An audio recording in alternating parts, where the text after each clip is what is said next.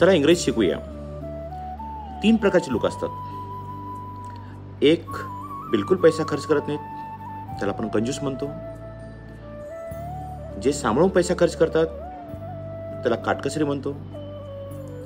आणि जे बिलकुल बचत करत नाहीत किंवा फारच उधळ्या असतात त्यांना आपण उधळ्या म्हणतो. या तिघांना इंग्रजीमध्ये शब्द वेगवेगळे आहेत. आठवण करा बरं किंवा विचार करा, कंजूसला शब्द काय असावा? तो शब्द आहे मायझर.